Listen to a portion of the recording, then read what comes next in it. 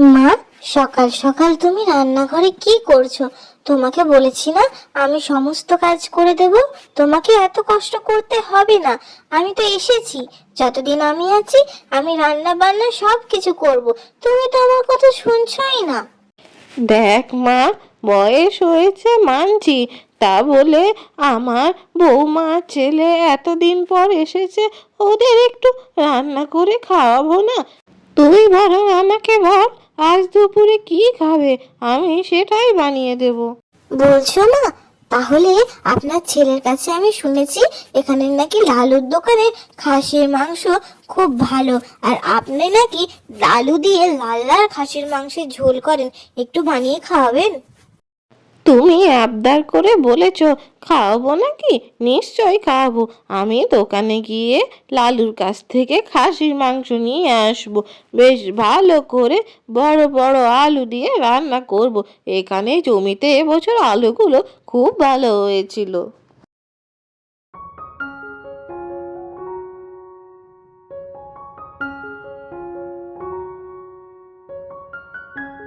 এই লালু, বেশ ভালো দেখে 1 কেজি খাসির মাংস দে তোরে। আমার বৌমা ছেলে এসেছে, ওদের একটু রান্না করে খাওয়াবো। আরে বাহ, তাহলে আপনার ছেলে এসেছে? শুনেছি ও নাকি বিদেশে কাজ করে, ওখানেই থাকে। বাবা, বেশ ভালো মাংস দেব। হ্যাঁ, সে তুই ঠিকই শুনেছ। আমার ছেলে তো বিদেশেই থাকে, ওখানেই চাকরি বাকরি করে। বেশ ভালো কথা। ঠিক আছে, আমি তোমাকে 1 কেজি মাংস দিচ্ছি, আর তার সাথে চর্বি দেবো তো। তোমার হাতের নাকি মাংস ফেমাস। ঠিক আছে, তাহলে আপনাকে আমি বরং মাংসটা দিচ্ছি, আপনি নিয়ে যান।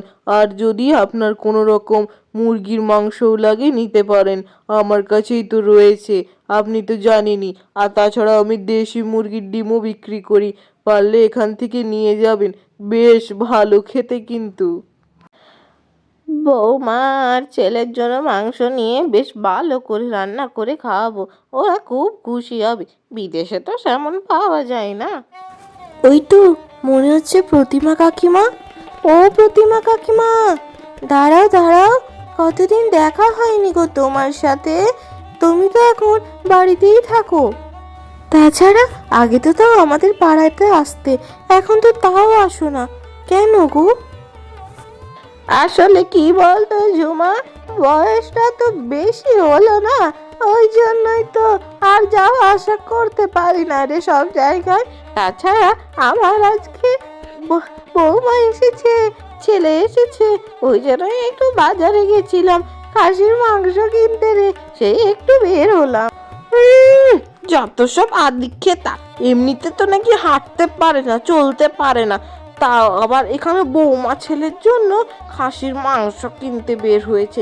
বলি, থাকবে তোমার বৌমা এখানে, ছেলে এখানে, এত যে করছো তাদের জন্য? হ্যাঁ, গোটা গ্রাম তো আমাকে চেনে গো। আমি তো ভালোবাসা পাওয়ার জন্য তাদেরকে ভালোবাসা দিই না গো। তারা তো আমার ছেলে, বৌমা, বৌমা তো আমার নিজের মেয়ের মতো। তাছাড়া নাই থাকলো তারা এখানে, বিদেশে ছেলে চাকরি করে, বৌমা তো সেখানেই থাকবে বলো, তা আমি রান্না করে খাওয়াবো না? আমি তো তোমার ভালোর জন্যই বললাম, এবার তুমি নিজে বিচার করে দেখবে। সেই তো কদিন আসবে, আনন্দ ফুর্তি করবে, তোমার হাতে রান্না খাবে, আবার বিদেশে ফিরে যাবে। কই, তোমাকে তো নিয়ে যাই না সেখানে। কেন এখানে পড়ে আছো এই মাটির বাড়িতে? যেতে পারো তো ছেলের কাছে। তাছাড়া তোমাকে আমি বলে দিলুম, এত বৌমাকে মাথাতে চাপিও নি।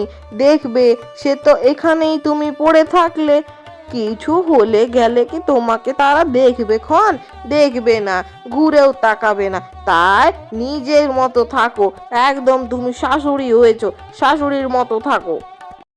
মানুষজনকে বোঝালেও বোঝে না গো, সে আমার আর কিছু করার নেই। মানুষের ভাবনা জীবনেও পরিবর্তন হবে না। মা, চম্পা জেঠিমার বৌমা বলছিল আপনার সাথে চম্পা জেঠিমা নাকি অনেক কথা শুনিয়েছে, অনেকখানি ঝগড়া করেছে। তেমন কিছু না রে বৌমা, তোরা যতবার আসিস ওদের এক কথা, আমি কেন যাই না তোদের সাথে, তোরা নাকি এখানে কেন থাকিস না, এই সমস্ত মানুষ কথাবার্তা বলে, তাদের তো আর আটকানো যায় না বল। সে না হয় বুঝলাম, চম্পা জেঠিমা এমনি। তা বলে মা, তুমি কেন যাবে না? তোমাকে তো কতবার বলেছি তুমিও আমাদের সাথে গিয়ে বিদেশে থাকো, কিন্তু তুমি তো এক কথা না, তুমি এখানেই থাকবে। তুমি কি সুন্দর আমাদের সাথে সেখানে থাকতে পারো তো মা, চলো না এইবারে গিয়ে। এই শেষ বয়সে এসে তোর শ্বশুরের কেনা এত শখের ভিটেট মাটি ছেড়ে বিদেশে কি করে যায় বল দেখি তো।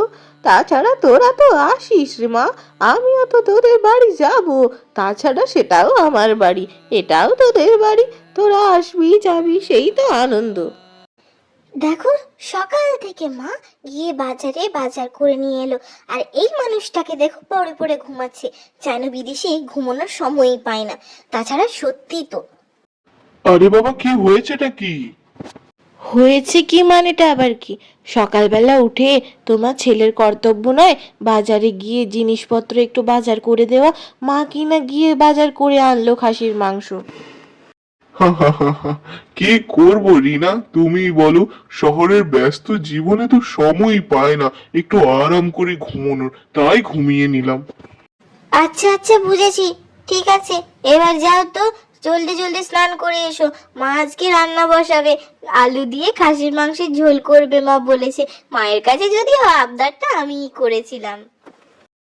এইবারে আমাদের চাষের জমিতে আলুগুলো ভালো হয়েছে জানিস তো, বেশ ভালো করে খাসির মাংস দিয়ে আলু দিয়ে রান্না করলাম, যাতে খেতে ভালো লাগে।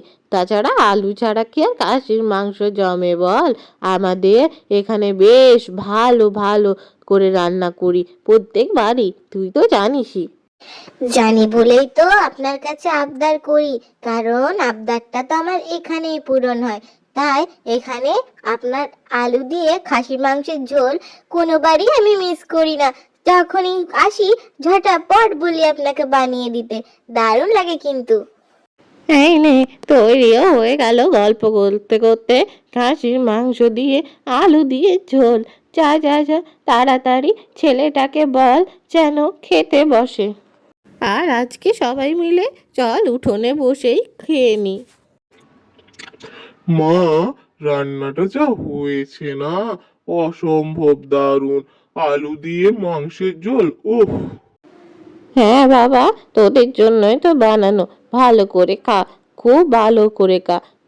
আরো চাইলে আমি আরো দেবো বাবা, তোদেরকে এইভাবে আনন্দ করে খেতে দেখে এটাই তো আমার শান্তি রে। খা খা, তোরা ভালো করে খা রে। এরপর তারা সবাই মিলে একসাথে পিকনিকের মতো করে খাওয়া দাওয়া করতে লাগলো, আর খাসির মাংস তাদের দিনটা বেশ ভালো করে তুললো।